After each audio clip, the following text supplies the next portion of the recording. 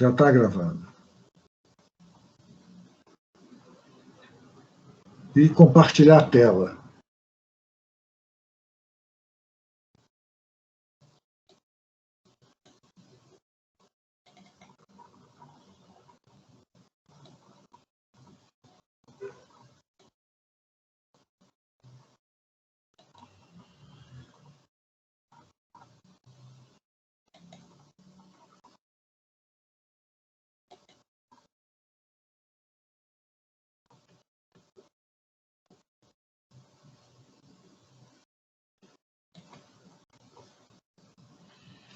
Tá aí. Vocês estão vendo uma galáxia bonita toda a vida aí? Bonita e estranha, né? Diferentona.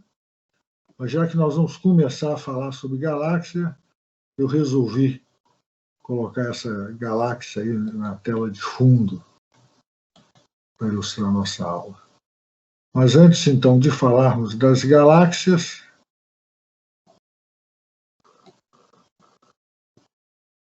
vamos voltar à rotação de corpos rígidos.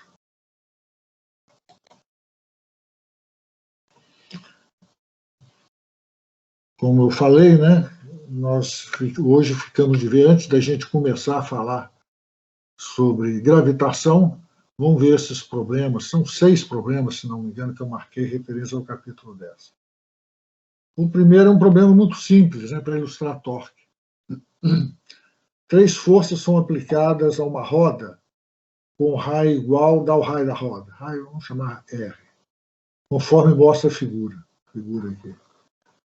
Uma força é perpendicular à borda, essa aqui, ó, 2,9 newtons. Outra é tangente, essa aqui, de 8,50 newtons. E outra é tangente a ela, a borda, né? E outra forma um ângulo de 40 graus com raio. Essa aqui, ó, forma um ângulo de 40 graus com raio. Qual é o torque resultante da roda produzido por essas 3 forças em relação a um eixo perpendicular à roda e que passa pelo seu centro? Ou seja, um eixo aqui que estaria perpendicular ao plano da tela, né? Passando aqui pelo centro da roda. Mas vamos colocar aqui R1, R2 e R3. Esses 3 vetores tendo o mesmo módulo, né, R, que ele dá aí 0,350 metros. Ora, lembrando que torque é dado pelo produto R VEC F, o que nos leva a módulo do torque sendo igual ao módulo de R vezes o módulo de F vezes o seno do ângulo entre os dois. Vamos chamar aqui, né, torque da força 1. Força 1 é essa que está aplicada segundo o vetor R1. Ora, esse torque é zero. Esse torque é zero. Podemos ver imediatamente, né, que esse torque é zero, porque o vetor força não tem componente, aqui o vetor força não tem componente ao longo do raio, na direção do raio, na direção perpendicular ao raio. O vetor força não tem nenhuma componente na direção perpendicular ao raio. Se não tem nenhuma componente, o F seno de θ vai ser zero. Então, torque devido à força F1 é zero. Torque, vamos chamar essa força aqui, né, F2, devido à força F2, vai ser dada por... Ora, vai ser dado por quê? O módulo dele vai ser dado por R2, que é o R, que multiplica F2, que é esse valor dado aí, né, 14,6 newton, que multiplica o seno de 40 graus. Seno, né? Ou seja, pegando a componente da força perpendicular ao raio. E menos, quando nós estamos colocando menos aqui, vejam vocês, nós estamos tomando o sentido anti-horário, esse sentido anti-horário, ou seja, que giraria essa roda para a esquerda, no sentido contrário aos ponteiros do relógio, nós estamos tomando o sentido anti-horário como positivo. Então, essa força aqui, ela está gerando um torque no sentido contrário ao cross-convencional com positivo, ou seja, um torque negativo. Já o torque da força R3, uma vez que a força R3 está perpendicular ao vetor R, vai ser dado simplesmente por R3, que é o R, né, que multiplica F3. Ou seja, o torque vai ser dado por R3, F3, menos R2, F2, seno de 40 graus. Ou seja, o torque vai ser dado por R, que multiplica F, menos F2, que multiplica seno de 40 graus. Sem mistérios, né? Aplicação direta do que é torque, e se vários torques são exercidos sobre um corpo, o torque resultante é a soma dos torques individuais. Problema 57. Uma barra delgada e uniforme, de tal massa e tal comprimento, possui uma bola muito pequena, de tal massa, grudada em cada extremidade. Ela é sustentada horizontalmente por um eixo fino horizontal e com atrito desprezível, que passa pelo seu centro e é perpendicular à sua barra. Subitamente, a bola do lado direito se desloca e cai, mas a outra permanece grudada na barra. Ele vai perguntar algumas coisas, como acha a aceleração angular da barra logo após a bola cair, a aceleração angular permanecerá constante enquanto a barra continua a oscilar, em caso negativo ela vai aumentar ou diminuir. E acha a velocidade angular da barra logo após ela oscilar pela sua posição vertical. Então já está aí o desenho da barra, né? Com inicialmente as duas bolinhas muito pequenas, cada uma presa a uma extremidade. A barra tem um comprimento, vamos chamar de L. Ela tem liberdade para girar em torno de um eixo horizontal que no nosso diagrama e no nosso desenho está perpendicular ao plano da tela. A barra tem uma massa M e cada bolinha tem uma massa Mzinho. Primeiro ele pede, acha a aceleração angular da barra logo após a bola cair. Olha, logo após essa bola cair, a situação vai ser essa que vocês estão vendo aí. A barra vai estar, vamos dizer, desequilibrada, né, para o lado esquerdo. Ora, logo depois da barra cair, vai ter um torque sobre essa barra, e esse torque vai ser igual ao momento de inércia da barra, que multiplica a aceleração angular da barra. Perfeito? Torque é igual a I alfa, né? E esse torque, quanto que ele vai valer? O torque vai ser devido a essa massinha, né, Mzinha, essa bolinha de massa Mzinha. Ela tem uma força gravitacional sobre ela, Mg. Esse torque, então, vai ser dado por quê? Vai ser dado por L sobre 2, né, torque em relação a esse eixo de rotação. Vai ser L sobre 2, que multiplica Mg. O ângulo entre R e F, no caso aqui, é 90 graus. Então, o módulo é simplesmente L sobre 2, que multiplica Mg. Então, podemos escrever aqui R VEC F é L sobre 2 vezes Mg. Isso aí é igual a I alfa. Ora, mas o I, às vezes, você pode pensar e esquecer dessa bolinha aqui, pensar só na barra. Não. O I é o I da barra, mas o I da bola em relação a este eixo aqui. O I sempre em relação a um determinado eixo. O I da barra nós vimos, foi um dos primeiros que nós calculamos aqui, né? É 1/12 de mL2. Imaginar de uma barra em relação a um eixo perpendicular à barra e que passa pelo seu centro. 1/12 de massa da barra que multiplica o momento da barra ao quadrado. E o I, devido a esta massinha aqui, considerando que ela é muito pequenininha, podemos considerar que ela toda está a uma distância L sobre 2 do eixo de rotação. Ora, vai ser dado simplesmente por M, que multiplica o L sobre 2 ao quadrado. Ou seja, o I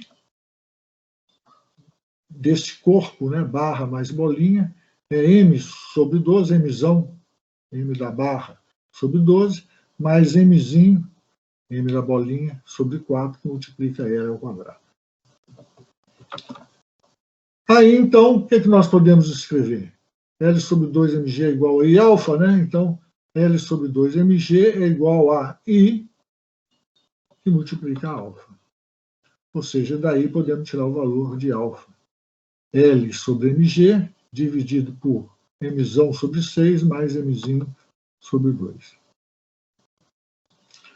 É colocar, substituir esses valores aqui, e nós vamos obter, né, substituir os valores dados e nós vamos obter a resposta pedida.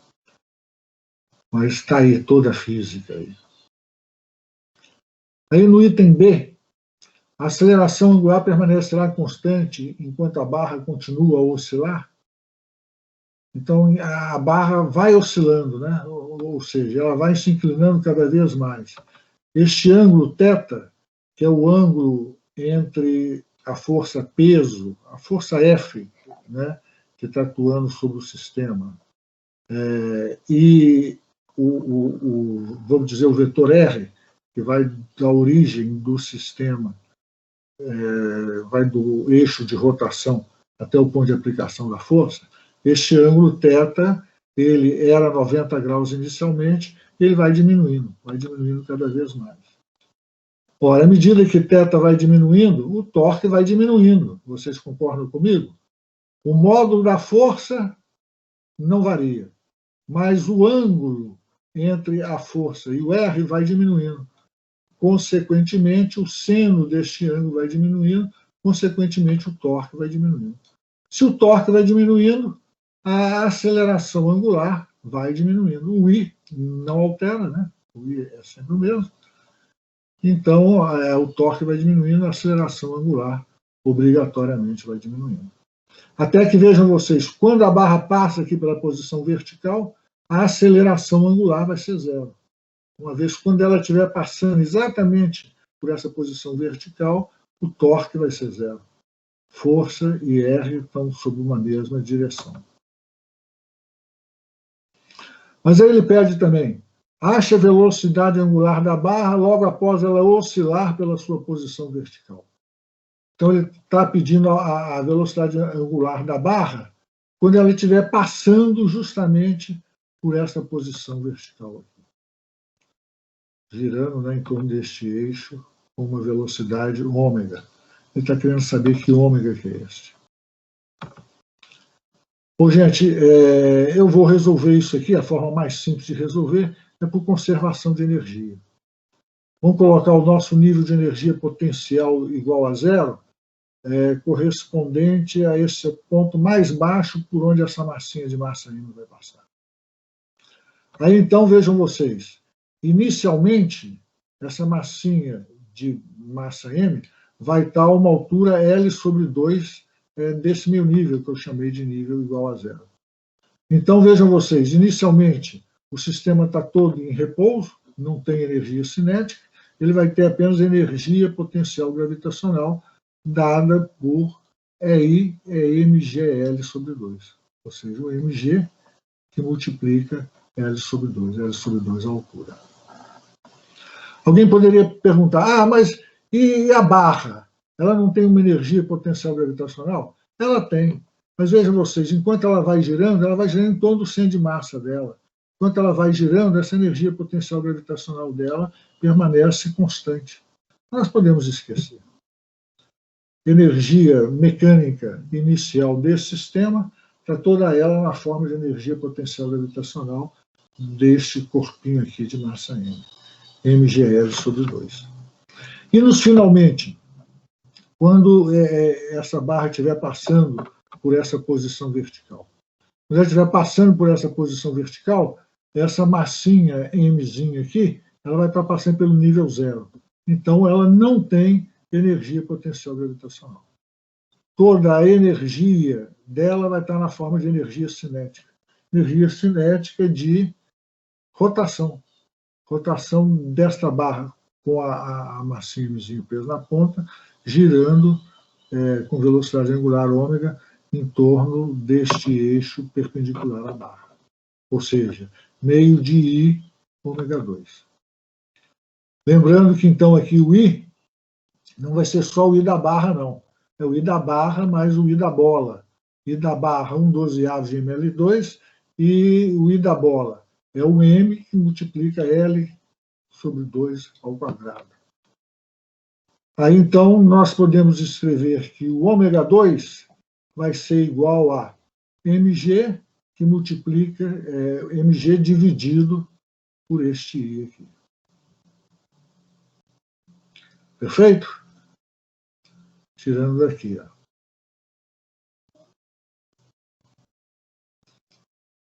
E igualamos.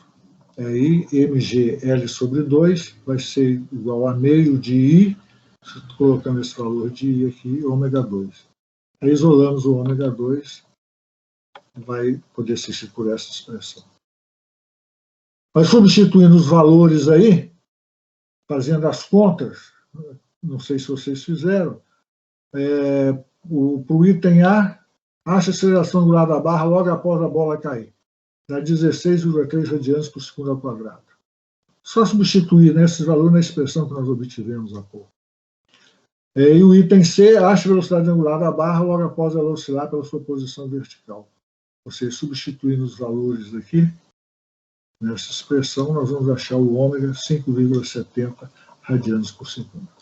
Item B, a aceleração angular permanecerá constante enquanto a barra continua a oscilar. Já vimos que não, né? E explicamos que não. Para frente.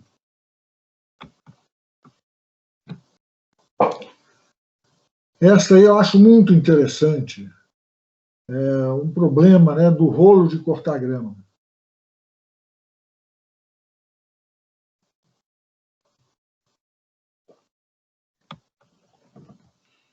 Um rolo de cortar grama com forma de uma casca cilíndrica de massa M, Mzão, é puxado horizontalmente com uma força constante horizontal F, aplicada por um cabo ligado ao eixo, sabendo que ele rola sem deslizar, calcule a aceleração e a força de atrito. Então está aí visto em corte, né? Está aí o rolo de cortar grama. Uma casca cilíndrica de massa M, raio R. Ele é puxado horizontalmente por uma força F, essa força aplicada sobre o seu eixo de rotação, diretamente ali sobre o seu eixo de rotação. Pode ter um sistema assim, tipo um U, né? Para pegar de um lado e do outro do eixo e puxar e tal. O que importa é que essa força é feita diretamente sobre o eixo de rotação, conforme está aí no desenho. Então, sabendo que ele rola sem deslizar, calcule a aceleração e a força de atrito. Ora, forças que vão agir sobre este corpo vão ser o quê? Peso e normal se cancelam, não vamos nem falar nelas aqui. A força F que você aplica ali, né, no eixo de rotação deste corpo, do rolo de cortar grama, e a força de atrito que vai surgir. Quanto que vale essa força de atrito, inicialmente nós não sabemos. Nós temos aí esse corpo vai girar em torno deste eixo horizontal que passa pelo seu centro. Mas vejam vocês, ele vai girar também em torno do eixo, aquele eixo que está de encontro a ele e o chão. Na realidade, quando nós falamos na rotação de um determinado corpo, ele gira não é em torno de um eixo apenas, né? Ele está girando concomitantemente, é claro, dependendo do referencial, você pode considerar vários e vários, infinitos eixos para descrever essa rotação do corpo. Este eixo aí que eu estou colocando em vermelho é paralelo, né, ao eixo que está em preto, ou seja, os dois são perpendiculares ao plano da tela. Pelo teorema dos eixos paralelos, nós podemos escrever que este momento de inércia deste cilindro em relação a este eixo vermelho vai ser igual ao momento de inércia em relação ao eixo I, que é o eixo que passa pelo centro de massa do cilindro, mais mR2. Lembram, né? Teorema dos eixos paralelos. Ora, o torque, o que é? O torque é F vezes R, que multiplica o momento de inércia em relação ao eixo considerado, que multiplica a aceleração angular alfa. Então, vejam vocês, se nós formos descrever, de cara a gente partir para o torque em relação a este eixo, esse eixo preto aqui, nós estamos numa enrascada, porque nós não sabemos quanto que vale a força de atrito. Então, vamos fazer o seguinte, vamos trabalhar com o torque em relação a este eixo vermelho. Por quê? Porque aí nós sabemos quanto que vale a força F, que vai ser responsável por dar um torque, gerar um torque nesse determinado corpo. Ou seja, o torque vai ser dado, o módulo dele, por F vezes R. F vezes R simplesmente, ou seja, o R e o F são perpendiculares. Percebem? R está aqui, ó, e o F são perpendiculares. Vai ser, então, dado por I', momento de inércia do eixo vermelho, que multiplica alfa. Alfa mesmo, né, para todo o corpo. Mas, então, I' é o quê? 2mr2, 2mr ao quadrado. Por quê? O momento de inércia de um aro em relação ao eixo que passa pelo centro dele também é mr2. Toda a massa, né, podemos considerar que toda a massa está a uma mesma distância r do eixo de rotação. Então, o momento de inércia também é mr2. Então, nós podemos escrever que F vezes R, que é o torque, né, é igual a 2mr2, que é o I', que multiplica alfa.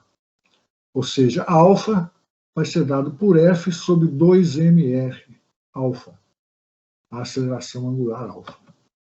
Mas A é alfa R.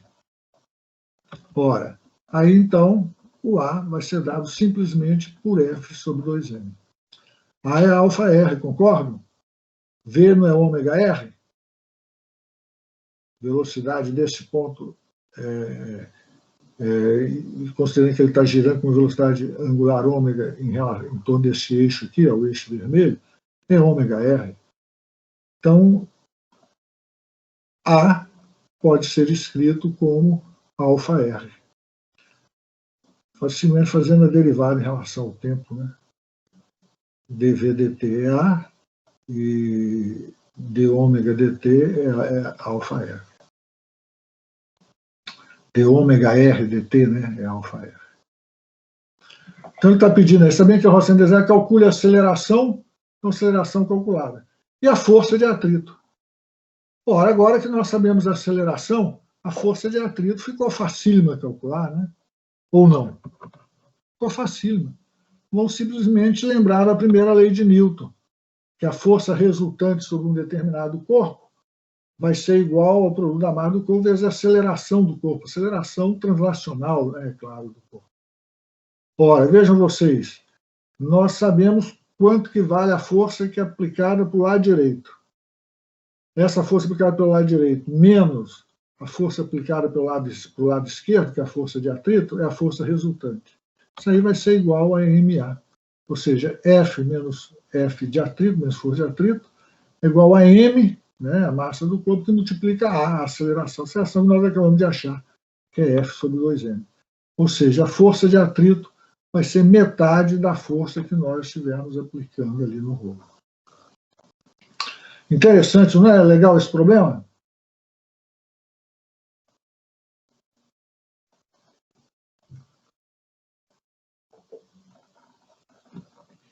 E isso independente do valor da força F que você está aplicando ali sobre o rolo.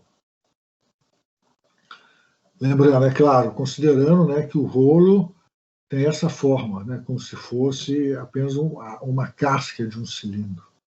Aí, então, o momento de inércia dele vai ser dado simplesmente, como nós vimos aí em relação ao eixo vermelho, por 2mr ao quadrado. Problema 83. Um cilindro homogêneo de massa M e raio 2R, está aqui o cilindro, massa M, raio 2R, está em repouso sobre o topo de uma mesa, Um fio é ligado por meio de um suporte duplo peso às extremidades de um eixo sem atrito, passando através do centro do cilindro, de modo que o cilindro pode girar em torno do eixo. Mais ou menos uma situação parecida com a que nós estávamos falando há pouco, né? O fio passa sobre uma polia em forma de disco, aqui, de massa M raio R, montada em um eixo sem atrito que passa pelo seu centro. Um bloco de massa M, esse bloco aqui, é suspenso na extremidade livre do fio. O fio não desliza sobre a superfície da polia e o cilindro rola sem deslizar sobre o topo da mesa. Calcule o modo de aceleração do bloco quando o sistema é libertado a partir do repouso. Então, vamos considerar o nível de U igual a 0 como estando a uma altura H, né, dessa posição inicial deste bloco que está dependurado aí na ponta do fio. Ora, enquanto esse sistema está descendo, não existe dissipação de energia. Então, existe conservação de energia. Então, podemos dizer que a energia que esse sistema todo vai ter, a energia mecânica que esse sistema vai ter inicialmente, ou seja, no momento em que eu solto o sistema, no momento que eu deixo esse bloco começar a cair, esta energia mecânica vai ser igual à energia mecânica que o sistema vai ter quando esse bloco estiver passando aqui, ó, pelo nível de U igual a 0. A energia mecânica inicial está toda ela, o sistema está todo parado, né? Não tem energia cinética, está toda ela na forma de potencial gravitacional deste bloco de massa M. Podemos escrever que a energia mecânica inicial vai ser dada por mgh. E a energia mecânica final, ou seja, quando o bloco estiver passando por esse nível, que nós estamos falando de nível de U igual a 0, vai ser igual ao quê? Ora, este corpo aqui vai ter energia cinética de rotação. Concordam? Meio de I1 ômega 1 ao quadrado. I1 eu estou chamando o momento de inércia, né, dele em relação a esse de simetria. E ômega 1 a velocidade angular que ele vai adquirir. Agora, ele vai ter também energia cinética de translação. Ele está girando, mas está também transladando, que vai ser dada por meio de m, a massa dele, que multiplica a velocidade, né, de deslocamento dele ao quadrado. Se a velocidade de deslocamento deste corpo, vejam vocês, é a mesma de qualquer ponto da corda, é a mesma velocidade de deslocamento, de queda, né, deste bloco de massa emissão. Bem, aqui está, energia cinética concentrada neste cilindro. Energia cinética de rotação do cilindro, mais energia cinética de translação do cilindro.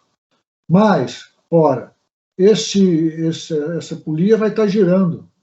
Então, ela também vai ter uma energia cinética de rotação, dada por meio de momento de inércia dela em relação ao eixo que ela está girando, né, em relação ao eixo de simetria, que multiplica a velocidade ômega 2, velocidade angular dela, ao quadrado. Alguém poderia perguntar, ômega 2 é igual a ômega 1? Não, não são iguais, não. Não são iguais, não. Por que não são iguais? Seriam iguais se o cilindro e a polia tivessem o mesmo raio. Mas como não tem, e a velocidade V é a mesma, velocidade V do centro de massa deste corpo, ou seja, velocidade V deste corpo em relação a um ponto qualquer aqui na mesa, que é a mesma velocidade deste bloco de massa M, que é a mesma velocidade de um ponto qualquer na periferia dessa rodana, ou seja, mesma velocidade de um ponto qualquer sobre a corda, esta velocidade aí vai ser a mesma. Consequentemente, a velocidade de giro deste corpo vai ser diferente da velocidade de giro deste outro corpo. Por quê? V é ômega R, né? Mesmo ômega R's diferentes, velocidades diferentes. Bem, então está aqui, ó, energia cinética de rotação do cilindro, mais energia cinética de translação do cilindro, mais energia cinética de rotação da rodana, a rodana não vai ter energia cinética de translação, ela não está transladando, mais energia cinética de translação deste bloco que está em queda. Ele aí, agora, ele só tem translação, né? Ele não tem rotação. I1, momento de inércia desta polia, é meio de m2r ao quadrado. O momento de inércia dela em relação ao eixo de simetria dela. 2r ao quadrado, o raio dela é 2r. Momento de inércia, então aqui vejam vocês, momento de inércia de um cilindro homogêneo, é o mesmo momento de inércia de um disco, né? Nós já vimos isso, né? meu momento de inércia de um disco de raio R de massa M igual à massa do cilindro e raio R igual ao raio do cilindro. Então, podemos escrever que o momento de inércia desse cilindro aqui é meio de massa do cilindro que multiplica o raio dele ao quadrado, 2R ao quadrado. Mesma coisa para esta polia aqui. Ela é um disco, podemos considerar como um disco. O momento de inércia dela em relação ao eixo de simetria, meio de mR ao quadrado. É o momento de inércia de um disco. Ômega 1 vai, então, ser igual a V sobre 2R, a velocidade de rotação desse corpo de raio 2R vai ser dado por V dividido por 2R. E ômega 2, a velocidade de rotação desse corpo de raio R, vai ser dado por V sobre R. Ou seja, V é ômega R. Né? Aí, então, nós podemos escrever a energia final, quando esse corpo está passando pelo nível de U igual a zero, como por essa expressão aqui. Vai dar 1/4 de mv2, fazendo a substituição, né, de I1 e de ômega 1, 1/4 de mv2. Aqui é o meio de mv2, como já estava. Aqui também vai dar 1/4 de mv2, fazendo as devidas substituições de 2 e ômega 2. E aqui é o meio que já estava. Ou seja, mgh, igualando, né, I com F, mgh é igual a 6/4 de mv2. Ou seja, V2 é GH sobre 1,5. Aí, então, lembrando lá da nossa cinemática, ora, nós estamos querendo o que é? Nós não estamos querendo saber não é velocidade, não, estamos querendo saber a aceleração. Nós, pelo que nós fizemos aqui, nós tínhamos a velocidade inicialmente, que é zero, né? E aí obtemos o valor da velocidade depois do corpo com uma determinada aceleração constante ser acelerado por uma distância h, por uma altura h. Então, nós podemos usar a Torricelli. Velocidade final ao quadrado é igual a velocidade inicial ao quadrado, mais 2AH. Ou seja, velocidade final ao quadrado, que é o que nós vamos obter, né, quando aplicamos o valor de G e H nessa expressão aqui, vai ser igual a zero mais 2AH. H é dado, né? H é dado, aí, em algum momento ele é dado. E podemos escrever, então, que GH dividido por 1,5 é 2AH. Ou seja, A vai ser igual a G sobre 3. G é a aceleração da gravidade, né? 1/3 da aceleração da gravidade. Ele vai acelerar menos do que se tivesse solto, justamente porque tem essa resistência desses corpos. Resistência do cilindro, não apenas a translação dele, né, a massa dele, mas também a rotação dele, o momento de inércia dele. E resistência da roldana, no que diz respeito justamente a ela girar, a rotação dela, ou seja, o momento de inércia dela. Bem, essa aí é uma forma de fazer esse problema, por conservação de energia. Eu considero a forma mais simples. Agora, alguém poderia ter feito de uma outra forma, ou seja, reconhecendo que as forças que agem sobre o sistema são essas que eu esbocei aí. Forças externas, é o peso do bloco que está de pendurado e a força de atrito sobre o cilindro. São as forças externas. E forças internas vão corresponder às tensões. T1, tensão que vai do cilindro até a roldana, e T2, que vai da roldana até o cilindro, até o corpo que está de pendurado. Então, vejam vocês, vamos pensar primeiro, considerar como nosso sistema apenas esse corpo que está de pendurado. O que nós podemos escrever para ele? F igual a ma, força resultante sobre ele é igual à massa dele vezes a aceleração. Ou seja, força resultante para baixo, peso, para cima, T2, força resultante, mg menos T2. Vai ser igual à massa desse corpo que está de pendurado, que multiplica a aceleração. Agora, vamos pensar nessa polia aqui que está girando. Torque resultante, podemos escrever igual ao I-alfa. Ora, o torque resultante sobre essa polia, vejam vocês, nós temos as tensões T2 e T1 exercendo torques em sentidos contrários.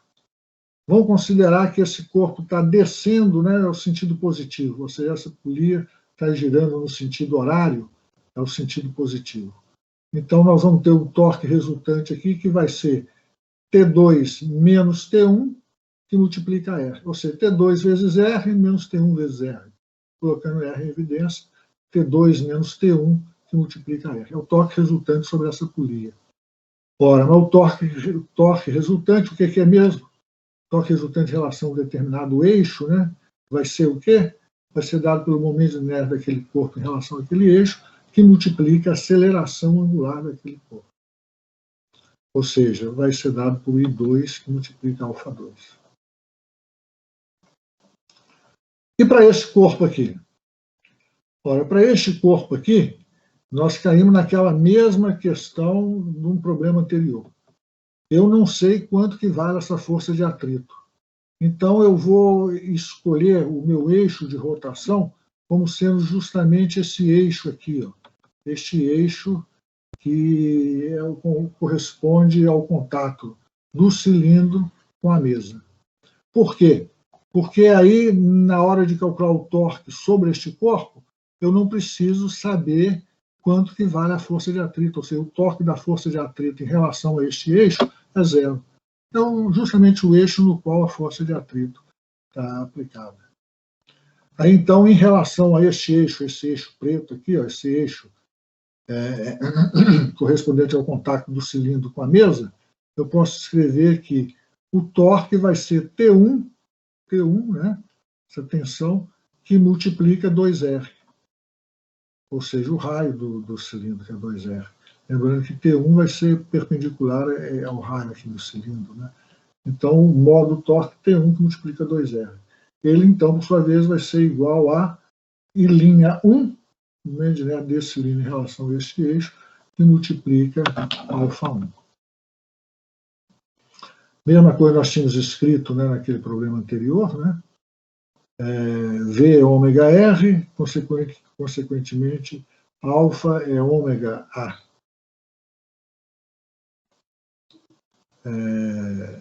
Alfa1 vai ser dado por A sobre 2R, aceleração angular desse cilindro, e o alfa2, a aceleração angular da polia, vai ser dado por A sobre R. O cilindro tem raio 2R, a polia tem raio R. Vejam vocês, nós temos aqui um sistema de 3 equações com 3 incógnitas, né? Que são A, T1 e T2. Sistema de 3 equações, 3 incógnitas, simples esse sistema de resolver. Aí os valores vão ser aqueles... o valor é esse que nós já tínhamos encontrado, né? No método anterior. A igual a G sobre 3. Se nós resolver sistema de 3 equações com essas 3 incógnitas. Podemos ir para frente, gente?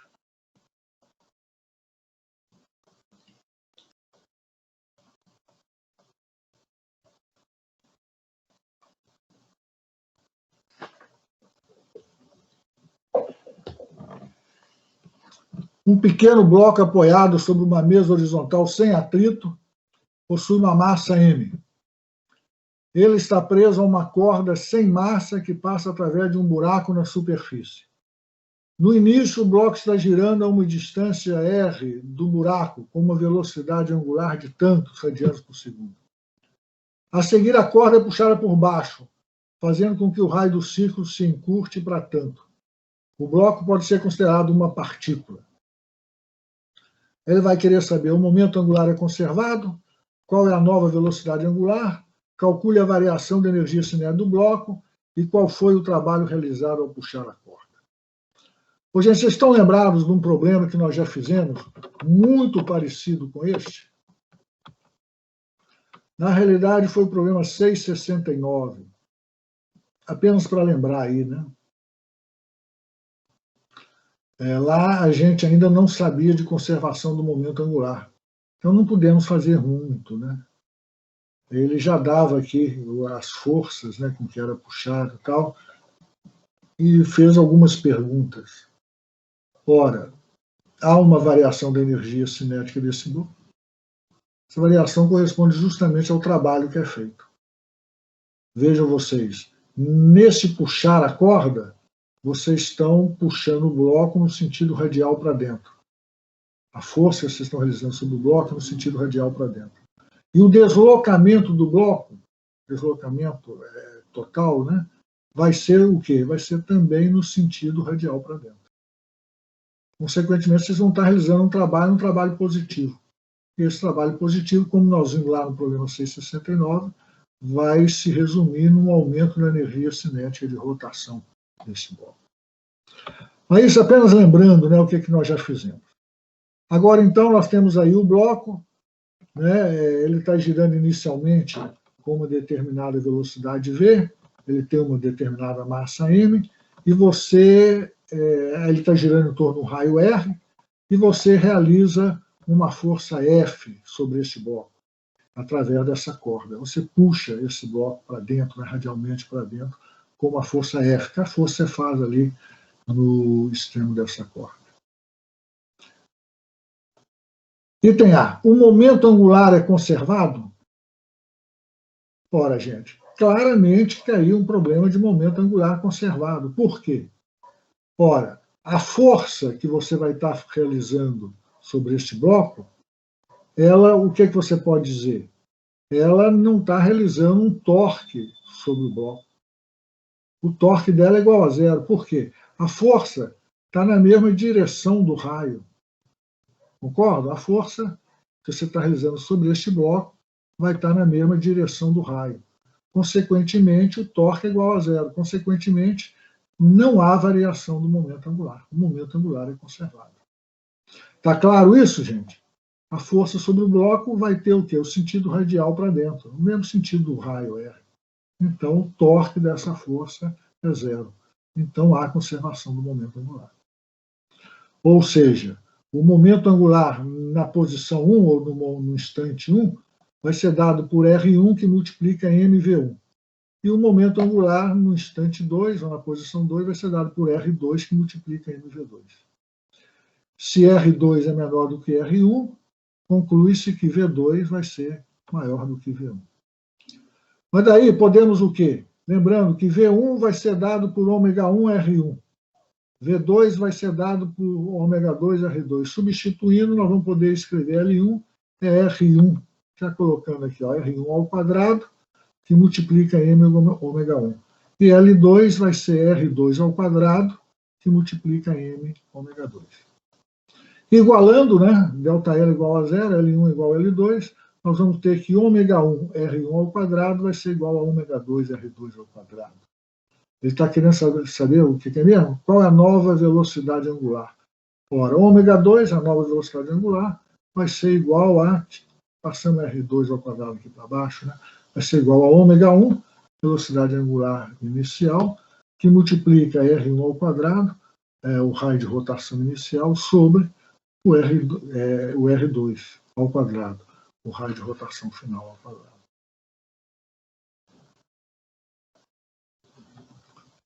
C. Calcule a variação da energia cinética do bloco. Ora, a variação da energia cinética do bloco, o que é?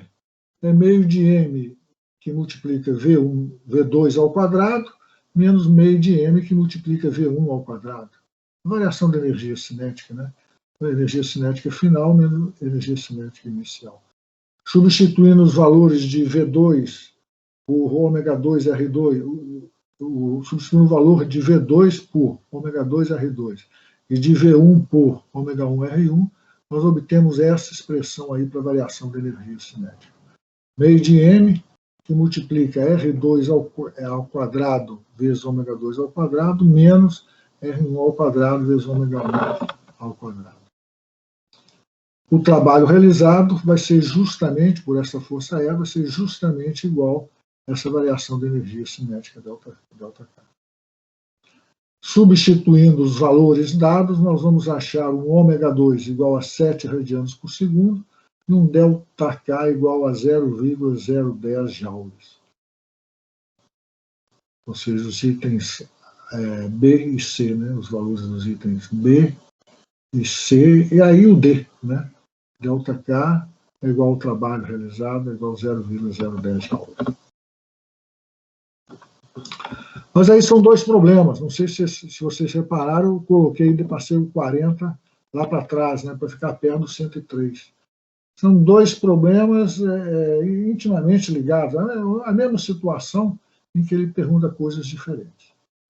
Aí no problema 103, um bloco de massa M está girando com velocidade linear V1 em um círculo de raio R1 sobre uma superfície horizontal sem atrito.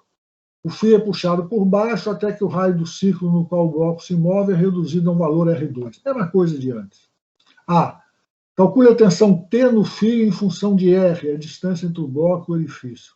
Dê sua resposta em função da velocidade inicial V1 e do raio R1. Use a relação trabalho integral de T dr, T é justamente a tensão ali no fio, né? Para calcular o trabalho realizado pela tensão T, enquanto R varia desde R1 até R2. Compare o resultado, e C, compare o resultado do item B com a variação de energia cinética do bloco. Tem que dar o mesmo resultado. Então, de cara, nós já vimos, né, que é um problema onde há conservação de energia. Então, nós podemos escrever que L1, momento angular desse corpo, no instante 1, vai ser igual a L, o momento angular desse corpo, em qualquer outro instante. Ou seja, R1 vezes MV1 é igual a R que multiplica MV. Lembrando que L é o R vec P, ou seja, R vezes P, R vezes MV. Então, podemos escrever que R1MV1 é igual a R vezes MV. Aí tiramos o valor de V simplesmente R1 sobre R, que multiplica V1. Ora, gente, mas essa tensão aí, ela vai estar fazendo o papel da força centrípeta, da centrípeta. Essa tensão é MV2 sobre R. Substituindo o valor de V em MV2 sobre R, nós vamos obter a tensão MR1 ao quadrado, V1 ao quadrado, sobre R elevado ao cubo. O item A, né, calcule a tensão do fio em função de R, ou seja, vai ser uma constante que varia com 1 sobre R ao cubo, inversamente proporcional a R elevado a 3. Dê sua resposta em função da velocidade inicial V1 e do raio R1. Está aqui, né? Raio R1, velocidade V1, e não poderia deixar de ser, vai depender também da massa, né, desse corpo. Depois ele pede, use a relação TdR, ou seja, força, trabalho igual ao integral da força escalar dr, para calcular o trabalho realizado pela tensão T, enquanto R varia desde R1 até R2. Compare o resultado do item B com a variação da energia cinética do bloco, ou seja, T dr de R1 até R2, onde o T assume este valor aqui, mR1 ao quadrado, o módulo do T, né? mR1 ao quadrado multiplica V1 ao quadrado sobre R3. Então, nós, na realidade, temos que realizar essa integral, onde, vejam vocês, isso tudo aqui ó, é uma constante, né? Então, o que nós temos que variar aqui com R é simplesmente o denominador aqui, né? O R3. Realizando essa integral, nós vamos obter o quê? Bem, eu não vou falar como realizar essa integral, né? Tudo é constante, cai para fora, nós vamos ter a integral de 1 sobre R3 dr. Aí ela vai dar meio de M, vem as constantes todas, sobre R2. Isso aí nós temos que levar 1 até R2, aplicar os limites de integração de R1 até R2. Aplicando esses limites, nós obtemos que meio, ou seja, o trabalho vai ser igual a meio de MV1 ao quadrado, dividido por R1 sobre R2 ao quadrado, menos 1.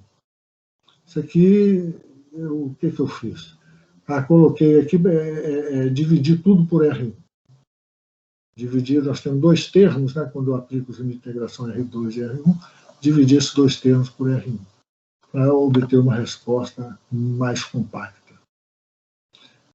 Qual que vai ser a variação da energia cinética? Ora, vai ser o meio de M final ao quadrado menos meio de M inicial ao quadrado.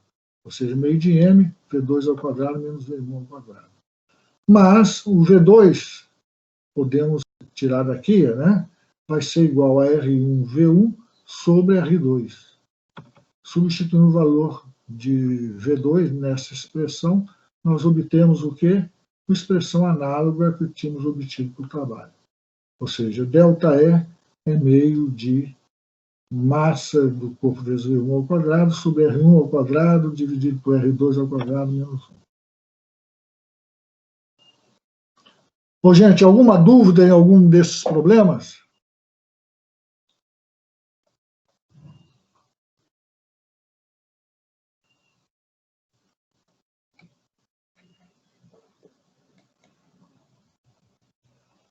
Vamos falar de gravitação?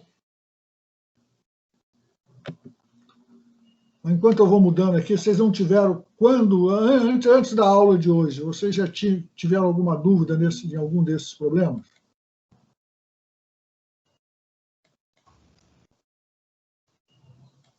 Ou tudo tranquilo demais? Sim, professor.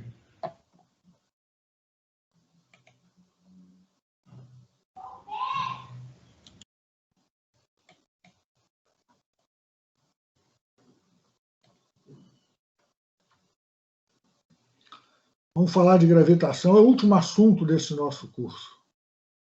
Ficou alguma dúvida, algum ponto que vocês gostariam que a gente conversasse um pouco mais sobre rotação de corpos rígidos?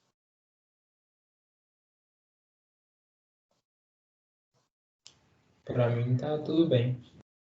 Vocês foram bem nesses exercícios que nós já tivemos sobre rotação de corpos rígidos? Nesses testes, né?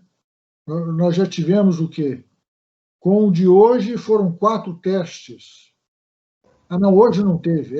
Com o de quarta-feira foram 3 testes já sobre rotação de corpos rígidos. Tiveram assim, maiores problemas nesses testes? Não. Como eu falei, rotação de corpos rígidos dos assuntos da mecânica clássica, é aquele que a gente mais desconhece, né? É aquele que a gente costuma ter mais problema com ele. Espera aí, não é este que eu estou querendo, não.